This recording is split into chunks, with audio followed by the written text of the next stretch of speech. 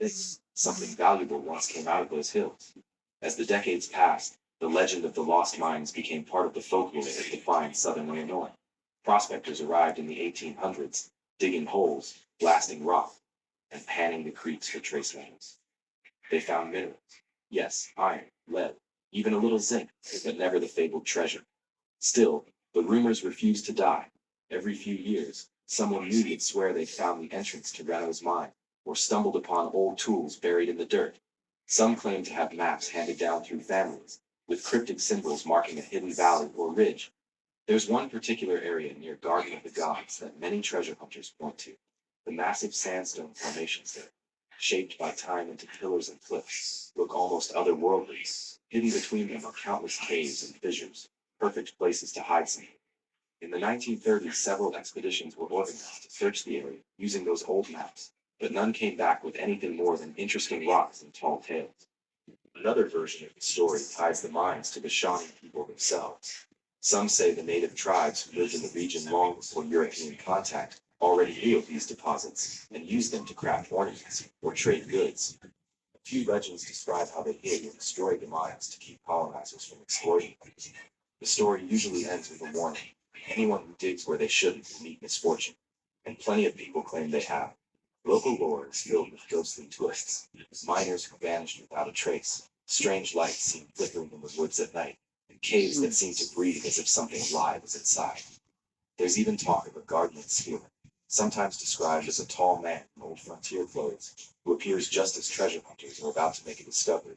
They always flee in fear, and when they return, the cave they found is gone, buried by a landslide, or covered by a sudden flood. Skeptics say it's all fantasy, a patchwork of stories created from bits of history and wishful thinking. And they're probably right, at least in part. The geology of the Shawnee Hills doesn't really support large veins of silver or gold. It's mostly sandstone and limestone, materials that don't typically host precious metals. But the region does contain deposits of iron and lead, which could explain how the legends began. Early explorers might have mistaken these for something more valuable, and over time, the stories simply grew. Still, even with the scientific explanations, the mystery holds. There's something about these hills that makes people believe. The terrain itself seems to encourage secrets, dense forests, endless ridges, and caves that twist beyond the reach of light. It's easy to imagine that deep inside one of them lies a sealed chamber, untouched since the 1700s. Modern treasure hunters have tried everything from metal detectors to ground penetrating radar, yet no confirmed site has ever been uncovered. A few have claimed success, usually pointing to old smelter slag or carved stones, but none have produced evidence strong enough to convince historians. That hasn't stopped the search. Even today, online forums and local groups swap coordinates, compare maps, and hike deep into the Shawnee National Forest chasing the legend. But there's also a quieter side to the story. Some believe the lost mines aren't about treasure at all. They think the legends were symbolic, warnings or moral tales about greed and the land's sacredness. The Shawnee Hills have always been seen as a place of power, rich in natural beauty and ancient presence. To dig into that, some say, was to disturb something that shouldn't be disturbed. In that sense, the missing silver isn't what matters, the lesson does. If you visit the area today, you'll find the Shawnee Hills just as mysterious as ever. The trails at Garden of the Gods, Rim Rock, and Bellsmith Springs wind through rock shelters and cliffs that feel older than time. It's not hard to imagine someone centuries ago lighting a torch, stepping into the darkness, and carving a hidden passage into the stone. Whether that ever truly happened or not, the story leaves a mark on the imagination. Standing at the edge of a ridge at sunset, looking over the endless forest, you can feel why people keep searching. There's something in the air here, something half dream, half memory. Maybe the treasure was never meant to be found. Maybe the real Maybe. value lies in the mystery itself, in the way it connects us to the hopes and fears of the people who came before. The lost mines of the Shawnee Hills may never be uncovered, but their legend remains deeply buried in the heart of Illinois. Every story told around a campfire, every hiker who swears they heard a whisper from the woods, What are you keeps doing that now? mystery alive. Perhaps that's all Listening these to ever this meant and to looking do. at family Remind us history. that some secrets are better left hidden, glittering just out of reach beneath the roots of an ancient forest.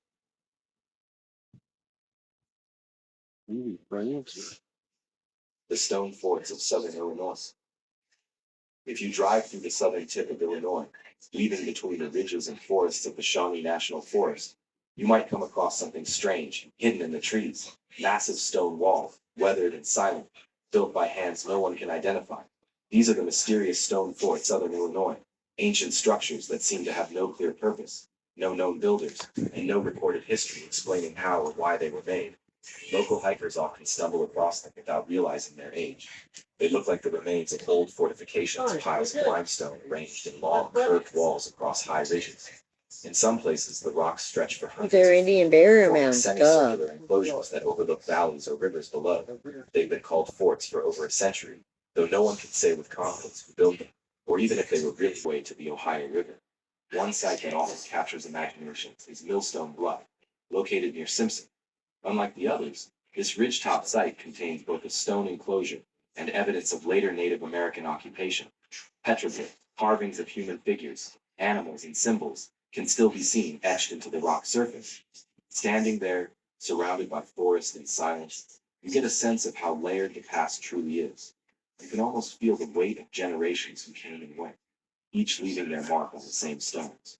Modern archaeology has tried to bring order to the mystery, but the forts resist easy answers. Excavations have revealed little beyond the stones themselves. There are no inscriptions or clear indicators of what rituals might have taken place. The effort would have taken a long, range thousands of pounds of rock suggests a purpose that went beyond simple utility. Whatever these structures meant, they mattered deeply to the people who built them. Today, most of the known stone forts are protected within parks or forest reserves. You can hike to many of them, though the trails are often rugged. At Giant City, the main wall stands quietly among the trees, moss covered, half collapsed in places, but still impressive. It doesn't take much imagination to picture how it looked when it was first built, newly stacked stone glinting in the sunlight, the view stretching endlessly over the valley below. Visiting one in person feels both grounding and unsettling. There's no plaque to explain exactly what looking at, no certainty, just speculation. You can stand there for a long time, trying to piece together the story from the silence. The forest around you hums softly, the air feels heavy with age, and you start to understand why these places inspire so many theories. Some locals believe the forts were part of a defensive network built to protect a vanished people from enemies who never made it into written history. Others think they're remnants of a ceremonial complex that connected ancient tribes across vast distances. A few modern theorists even link them to more far-fetched ideas: Atlantean travelers, old world explorers, or remnants of an advanced prehistoric civilization. None of that can be proven, but the sense of mystery is real. It lingers in the air, in the texture of the stones, in the way the walls still hold their shape after thousands of years. Whether the forts were strongholds, temples, or territorial markers, they remind us that ancient Illinois was far more complex and connected than most people realize. If you visit today, the forts don't look like much at first glance, just piles of rock on a hill. But if you stand still and listen, you might feel the same thing early settlers did when they found them: a quiet awareness that this land has secrets, and some of them are still hiding in plain sight.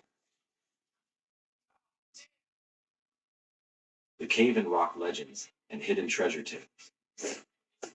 Perched high above the Ohio River, on the rugged bluffs of southern Illinois, is one of the state's most dramatic and mysterious places, Cave in Rock.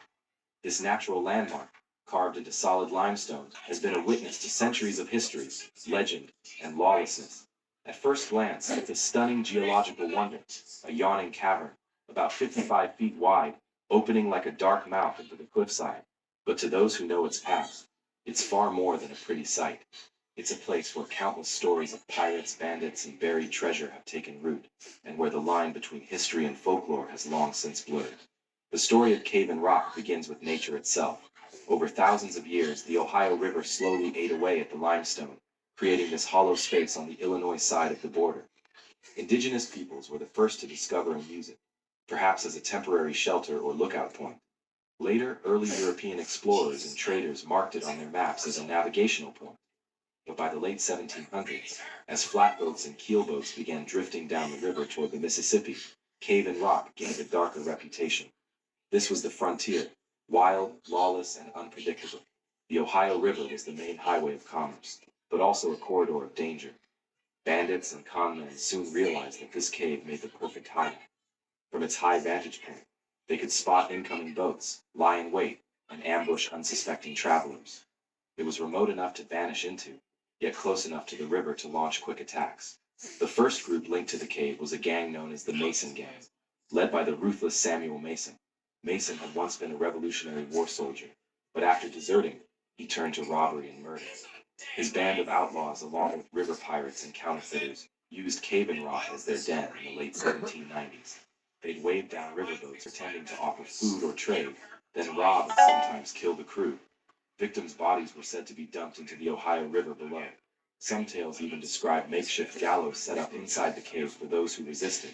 When Mason's gang was finally broken up, others filled the void. Among the most famous were the Harpe brothers, two of America's first known serial killers. In the late 1790s, Big and Little Harpe terrorized the frontier, killing travelers for sport and hiding their loot in the cave. According to legend, they used the cave not just as a hideout, but as a gruesome base of operations. One story claims they even displayed a decapitated head at the cave entrance as a warning.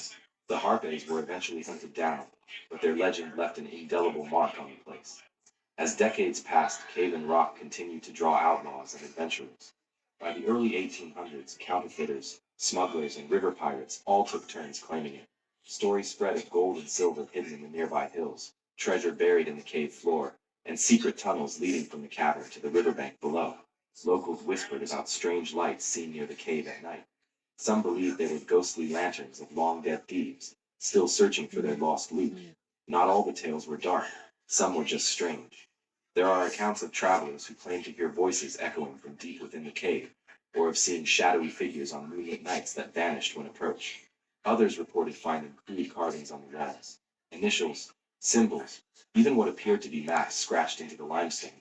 Whether these were the marks of early visitors, treasure hunters, or the bandits themselves, no one really knows. By the 1820s, river traffic had changed, and law enforcement grew stronger along the frontier. The days of river piracy were ending. Cave and Rock became less a criminal den and more a curiosity, a stop for travelers who'd heard of its notorious past. Writers and journalists visited, spreading its legend farther. Eventually, in 1929, the land around the cave was turned into Cave and Rock State Park, preserving both the natural formation and its eerie history. Visiting the site today, you can still feel that atmosphere. The cave sits at the base of a high cliff, facing the slow-moving Ohio River. A winding trail leads down from the park above, and as you step inside, the temperature drops sharply. The sound of the river fades, replaced by the echo of your own footsteps. Sunlight filters through the entrance, painting the limestone walls in soft gold. It's quiet now, peaceful, even, but you can't help feeling the weight of everything that's happened here. Some say that if you visit at dusk when the last light hits the river, you might hear faint whispers carried by the wind. Locals still talk about ghostly figures near the entrance, or lights flickering deep inside the cavern. Treasure hunters occasionally show up with metal detectors, convinced that somewhere within those dark walls lies a stash of Mason's stolen gold. None have found it, at least not publicly, but that hasn't stopped the search. Cave and Rock remains one of Illinois' most intriguing mysteries, where history and folklore collide. It's a place that reminds you how thin the boundary is between myth and memory. Standing inside, you can almost picture those old flatboats drifting past, their lanterns bobbing on the water. You can imagine the outlaws lurking in the shadows, waiting for their next victim. And as you step back into the light, you realize that this cave, carved by nature, haunted by history, has outlasted them all. Today it's a place for hikers, campers, and history lovers. Families picnic on the bluffs where pirates once watched for boats. Children explore the dark recesses where treasure hunters once dug. Yet even now, no one knows what truly lies beneath the surface. What relics, what secrets, or what stories remain hidden in the stone. Cave and Rock's legends endure because they tap into something timeless. Our fascination with hidden treasure, danger, and the shadows of the past.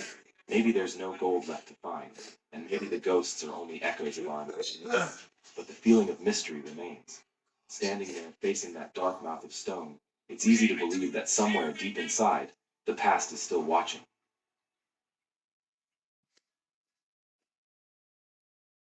They are still watching. You need to start shopping on Whatnot. There are so many sellers on there. You can find But so they're many not amazing watching things it. all day They're long. watching screwdrivers. We are live chatting.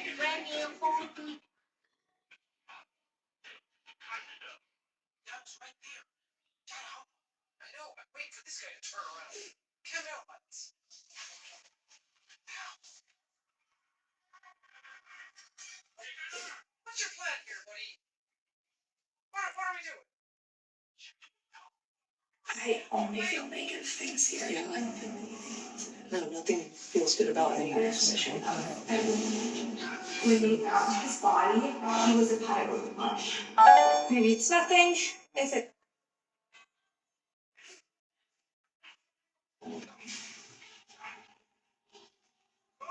Well, it used to be a store, it looks like. So.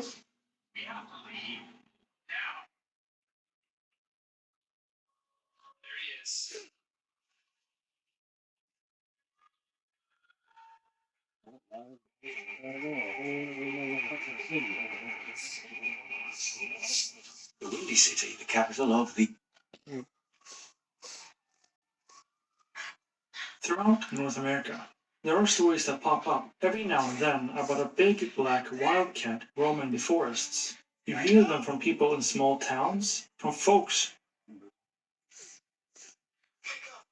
Yo, what's up? Welcome back to Alpha Central. I'm your host, Jack, and today we're taking a look at feminists trying men's jobs and instantly regretting it. Let's jump right in, right after you subscribe, of course. Disclaimer, this video was made for strictly comedic/artistic purposes. No offense is intended towards any individual featured in this video. In honor of Women's Month, I'm going to show that I can do anything a man can do by splitting this foot. Okay, you know what you're doing.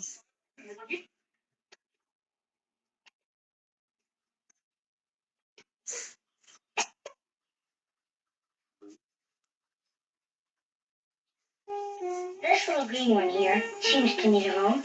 I don't know, Charlie Brown. Remember when Christmas on TV didn't mean scrolling through 5 streaming apps? Yeah, I remember that.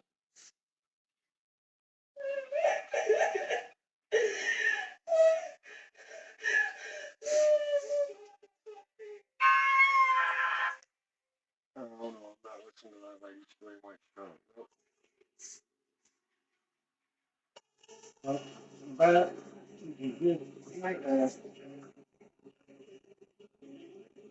who wants to listen to that lady scream like she's trying to? In 1927, one woman's faith decided the future of thousands. She was labeled feeble-minded, locked away, and put on trial for her future. But recent research reveals that almost everything said about Carrie Buck was a lie. A lie that was carefully Well, it might be a crafted, safest, but there's not no cheapest video on I hate to say.